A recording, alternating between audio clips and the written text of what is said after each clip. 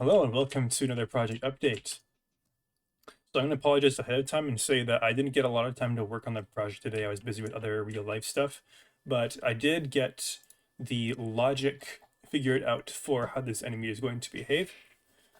All right, so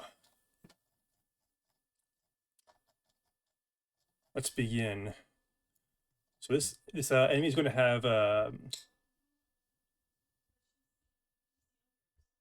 this many 1, 2, 3, 4, 5, 6, 7, 8 states initialize, which I guess doesn't really count. It's technically a state, but it's like, it's you start the game, it's an initialize. Hidden state, scan state, attack, startled, flee, damage, and dead. All right, so in the hidden state, the enemy will be in a animation where it is hidden. Every few seconds, it'll switch over to the scan state. In the scan state, it'll remain in that state for a few seconds. If the player is close enough, then it'll attack. Or if the player is too close, then it'll switch to a startled state. And if too much time passes, it'll switch back to hidden, and it'll cycle between hidden and scan until the player is somewhere nearby. So when the player is close enough, it'll play the attack animation. It'll fire off a blow dart, and it'll continue attacking until either the player is too close or too far away, in which case it'll switch to startled or hidden respectively. In the startled animation, it'll play an animation for being startled. So I actually came up with a startled system today.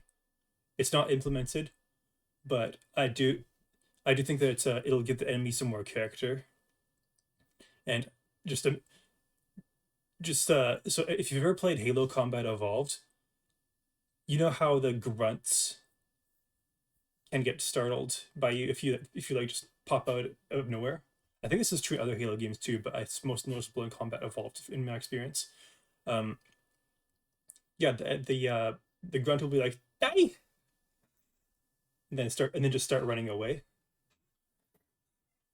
That's what this is going to have to do. That's what this is going to have. I do have to still make an animation for the enemy being startled, but it shouldn't be too hard. Anyways, when the enemy flees, it'll basically just move in a random direction, but preferring to move away from the player.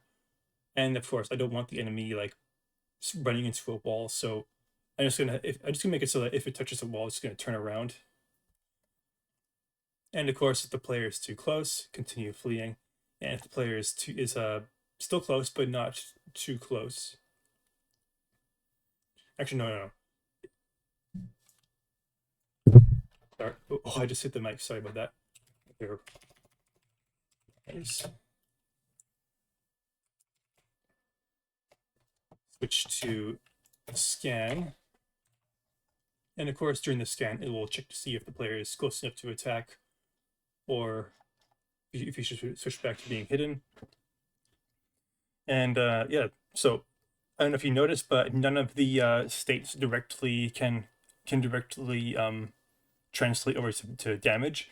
That's because the damage state will be activated externally. Like basically, there'll be a function here, like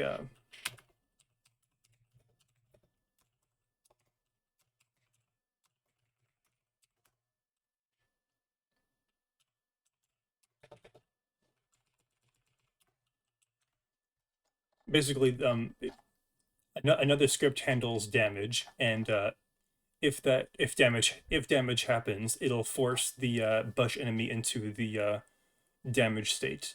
In which case, it'll play an animation, and then when animation is done, if HP is 0, switch to the dead animation. But if it still has health, then it'll switch to flee. And of course, dead is pretty obvious. It'll play the animation, and then after a few seconds, it'll disappear.